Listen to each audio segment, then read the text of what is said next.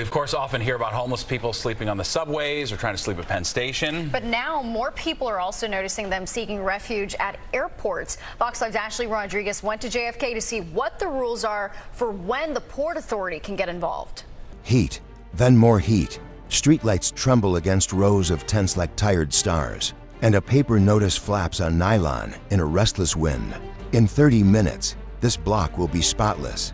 Not safer, not kinder, just spotless. A child's sketchbook purple crayon sun.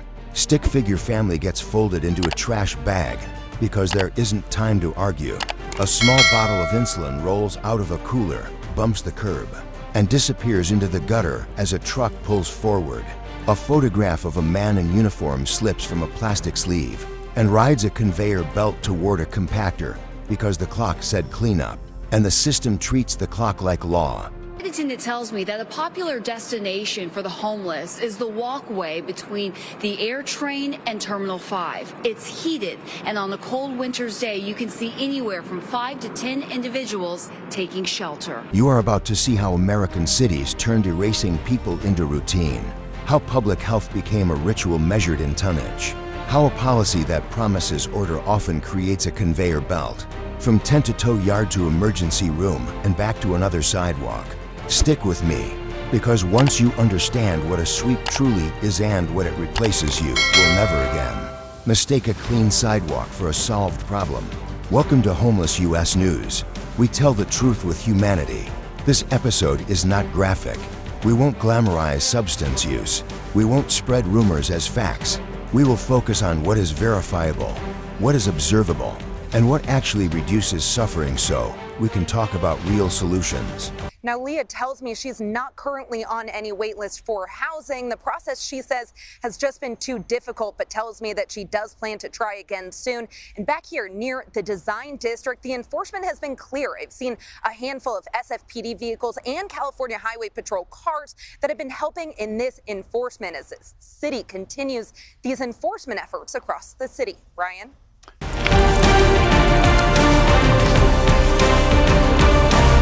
Part 1. What a sweep really is.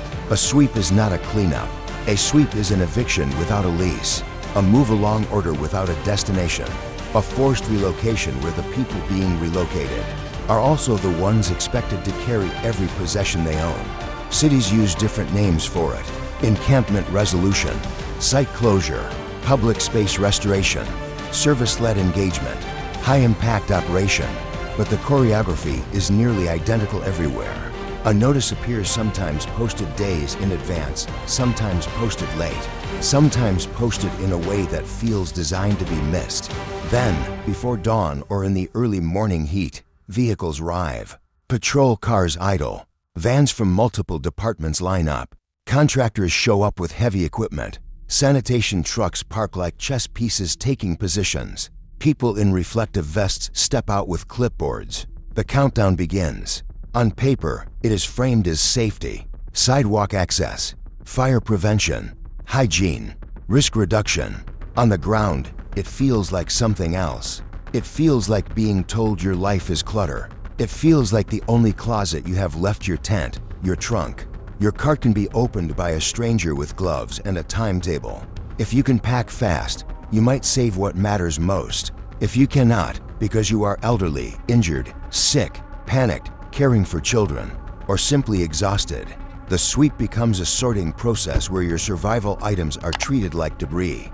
And here's the cruelest detail: a sweep creates the illusion of action without the substance of resolution. The street looks different for a few hours. The photos look different. The complaint calls stop for a moment. The public sees progress. The press release writes itself. But the people do not disappear. They relocate. They go to the next block, the next underpass, the next riverbed, the next parking lot, the next patch of shade, the next place where they can exist until the next notice arrives. So the sweep does one thing very efficiently. It turns human stability into motion. And constant motion is the enemy of every solution. You cannot keep medical appointments if you are forced to move every few days. You cannot hold a job if your belongings are tossed and your shoes vanish, and your phone charger is crushed.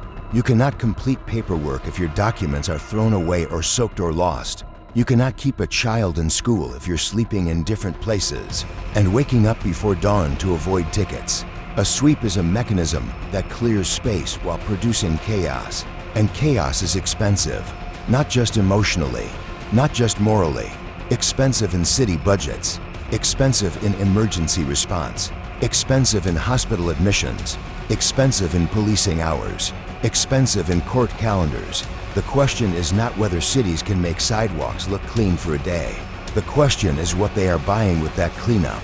Because too often, they are buying the appearance of control while paying for a deeper loss of stability that guarantees the crisis returns.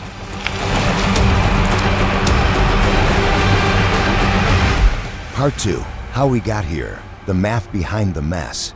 To understand why sweeps became routine, you have to look at the math that pushed people outside and the politics that rewarded quick visuals. Start with housing. In city after city, rent climbed faster than wages, not just in luxury neighborhoods, but in the middle where ordinary workers used to survive. The price of a one-bedroom apartment crossed a line where a full-time paycheck no longer guarantees a door that locks. And it is not only rent, it is the barrier wall around rent. Landlords ask for proof of income that many working people cannot meet. They want credit scores and deposits and histories untouched by hardship. They reject applicants with an eviction record even when that eviction came from a medical emergency, a layoff, a divorce, or a partner who disappeared. So one missed paycheck turns into a late fee. A late fee turns into an eviction notice. The eviction notice turns into a motel room. The motel room turns into a vehicle. The vehicle turns into a tent. And shelters, even when they exist, are not infinite. In many places, beds fill early. Lines form before doors open. Programs triage. Staff burn out. People with trauma avoid crowded spaces. Couples are separated. Pets are not allowed. Curfews collide with night shifts. A person who is already unstable hears rules and experiences danger. And that is where the tent becomes the emergency room of housing. Imperfect, exposed, unstable, but immediate. Now add politics. Residents call city offices because they are afraid, frustrated, tired, angry, and sometimes genuinely unsafe. Business owners call because sidewalks are blocked, customers stop coming, staff feel threatened, and the neighborhood feels like it is slipping out of control. Parents call because they want safe routes to school. Transit riders call because platforms have become crisis zones. Those calls are real, but the response that is rewarded politically is the one that looks fast. A sweep looks like speed. A sweep produces before and after photos. A sweep gives a mayor or a council member a talking point. We acted. And because a day of trucks appears cheaper than a year of housing, the budget story becomes tempting. It is a false economy, but it is an easy one to sell. The human cost arrives later. It arrives in the emergency room when someone loses medication. It arrives in the court system when a person picks up citations they cannot pay. It arrives in school attendance when children are exhausted. It arrives in the shelter system when people are pushed into more desperate conditions and become harder to serve. Sweeps are not born from one emotion. They are born from a mix: public pressure, limited housing supply, overwhelmed services, and leadership chasing immediate optics. But whatever the reason, the outcome is the same. A system takes people who are already unstable and makes them more unstable than act surprised when the crisis deepens.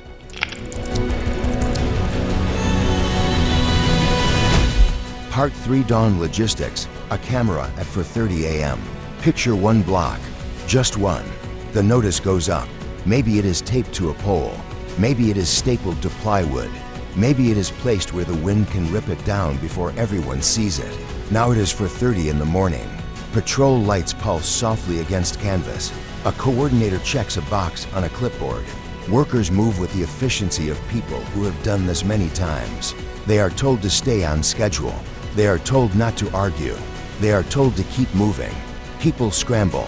A man opens a plastic tote and pulls out a damp birth certificate, flattening it with trembling hands like he is pressing his own existence back into shape. A woman checks a prescription label, checks the time, checks her bag, and realizes she can't carry everything. A teenager crouches over a backpack, deciding between a notebook and a hoodie because both will not fit. A parent tries to keep children calm, telling them it is just a move, while knowing that each move makes school harder, makes sleep thinner, makes fear louder. A storage truck may exist, a tag system may exist, but in many places, there's never enough time, enough staff, enough consistency, enough accountability for a process that handles the most fragile property a person owns: their documents, their medicine, their survival gear. And when the sweep is done, the block is bare. Press photos capture emptiness. The sidewalk looks restored. A statement is released. A chart is shared. A line appears in a report. Encampment resolved. What you do not see is what happens next. You do not see the next block, where tents reappear by sunset because there was nowhere else to go. You do not see the urgent care clinic where an outreach nurse tries to replace medicine. That should never have been lost. You do not see the tow yard where someone stares at a fee sheet and realizes they just lost their home twice, first to rent, then to a tow hook. You do not see the quiet panic that follows, the way people begin sleeping in shifts, hiding deeper, trusting less, avoiding services because the last time they reached out, their belongings vanished the next morning. A sweep is a camera trick. It captures the moment of erasure. It rarely captures the chain reaction that follows.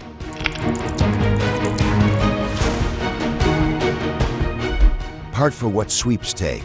Beyond tents and tarps, sweeps do not only take objects, they take time that cannot be recovered. They take the fragile threads that tie a person to recovery and stability. When you lose identification, you lose access. You cannot apply for housing. You cannot enroll in benefits. You cannot fill out the forms that require forms. You cannot prove you are you. The system demands documentation from people whose paperwork is most at risk of being destroyed. When you lose medication, your body becomes the battlefield. A chronic condition stops being managed and starts being a crisis. Anxiety spikes. Sleep disappears. Panic becomes routine. When you lose sleep, everything else collapses. Your decisions worsen. Your patience disappears. Your ability to show up on time, to follow instructions, to stay calm in an office, to tolerate bureaucracy, to keep hope alive gets stripped away, and trauma accumulates. People begin to feel hunted, not helped. They stop trusting outreach workers because outreach shows up with services one day, and the city shows up with trucks the next. They stop believing in promises because the last promise ended in a trash bag. Children suffer in ways that are easy to overlook until you look closely. They lose routine. They lose school stability. They lose a sense of safety. They learn that adults with uniforms can make your life vanish. They begin to carry stress like a backpack they cannot remove. Older adults decline faster. Their health is more fragile. Their recovery from disruption takes longer. The sweep is not just an inconvenience. It is a physical threat. And then there is the cost that cities often refuse to measure with honesty. The cost is not only the overtime and trucks and waste disposal. The cost is emergency response, hospital admissions, police time, court time, child welfare crises, public health setbacks. The cost is the repeated churn of the same people, through the same systems, never reaching stability long enough for a solution to stick. So the sweep becomes a cycle. A city cleans a block. The people move. The crisis follows. Another block gets cleaned. The same people move again. The city pays again. And the public, seeing the same problem return, grows angrier, pushing leadership toward more enforcement, which deepens the instability, which makes the crisis worse. That is not a plan. That is a treadmill. And a treadmill is designed to burn energy without changing location.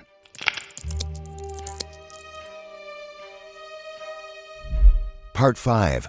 What actually works? The countercurrent. Here is where we tell the truth that gets buried under outrage. Some communities are learning. Some systems are changing. Not everywhere. Not enough. Not fast enough. But the countercurrent exists, and it proves something important. The crisis is not inevitable. It is shaped by choices. The first choice is the simplest and the hardest: housing. When people get real keys, to a real unit, with support wrapped around them, everything changes. Emergency room visits drop. Police contact drops. The person becomes reachable. The case manager can find them. The nurse can follow up. The paperwork can be completed. The child can sleep. The body can recover. The brain can calm down. Housing is not a reward at the end of a perfect journey. Housing is the platform that makes improvement possible. The second choice is safe places that prevent collapse. Safe parking programs for people living in vehicles. Keep families from sliding into street homelessness. They preserve transportation, which preserves work, which preserves school, which preserves stability. When safe parking includes bathrooms, power, trash service, mail access, and on-site navigation, it becomes a bridge instead of a trap. The third choice is mobile services that meet reality. When nurses, social workers, and legal aid teams go to where people are, outcomes change. Instead of "here is a referral," it becomes "we can help you right now." Instead of "come back next week," it becomes "let's complete this today." A clipboard becomes a lifeline when the lifeline is present in the moment. The fourth choice is storage that respects humanity. Safe storage is not a luxury. It is a stabilizer. When cities provide staffed storage with a real chain of custody, people stop losing the documents that unlock everything else. People stop losing medicine. People stop losing the last photo of a family member. People stop losing proof that they belong to the world. The fifth choice is closures that offer exits. If a city believes a location must close, then the closure must be service-led in a way that is real, not rhetorical. That means on-site placement options, transportation, storage, continuity of care, follow-up that does not vanish when the trucks leave. The goal is not empty sidewalks. The goal is fewer human beings forced to live outside. And the final choice is measurement that tells the truth. Not how many sweeps, not how many bags, but how many people moved indoors, how many stayed indoors, how many returned to the street, how many were placed into housing, how many kept housing after 6 months and 1 year. When the scoreboard measures stability, budgets follow stability. When the scoreboard measures optics, budgets follow trucks. This is the dividing line between cities that churn and cities that improve.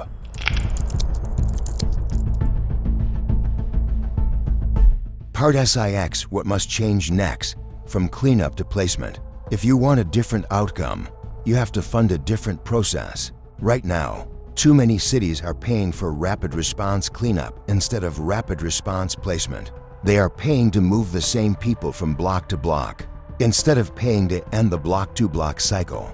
So what does change look like practically, not rhetorically? It looks like replacing surprise sweeps with scheduled, transparent, service-led transitions that include real placements and real storage. It looks like requiring that no closure happens without a placement plan on site, with staff empowered to offer options immediately: shelter, bridge housing, safe parking, family reunification support, and transportation that runs hourly, not when available.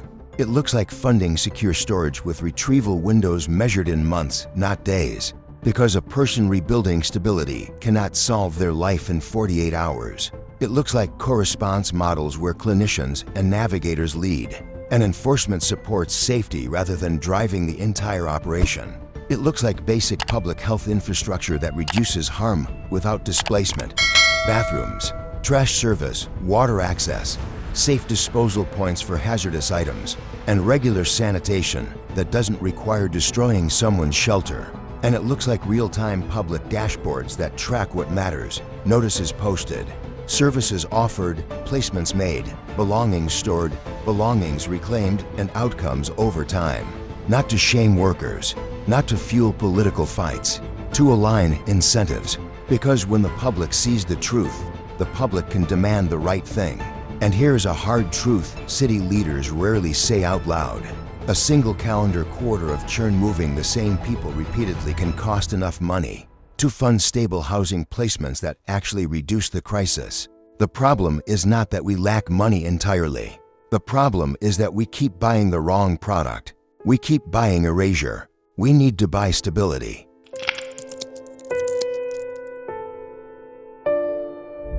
Outro: the decision we will remember. If you only remember one thing from this report, remember this: erasing poverty is not ending homelessness.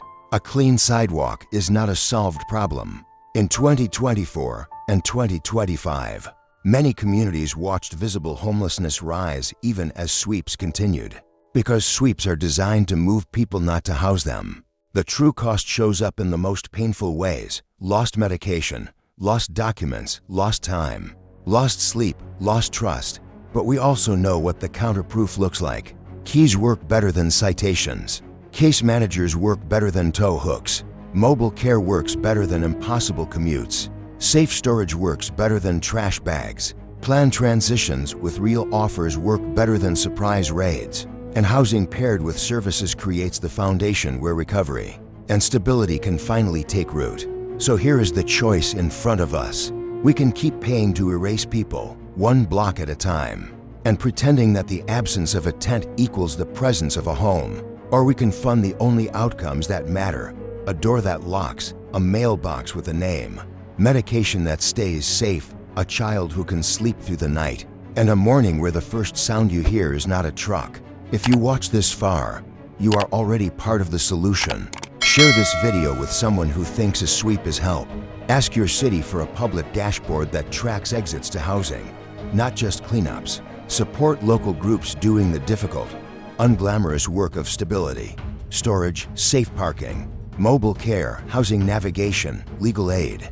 And the next time you hear someone say, "At least the sidewalk is clean now," remember the question that matters: where did the people go and what replaced the tent?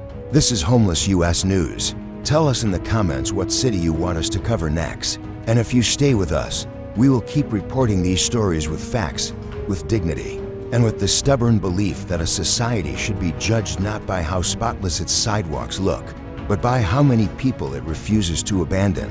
Because someday, someone will ask what we did when the trucks came. Let our answer be simple. We stopped mistaking erasure for progress, and we built doors,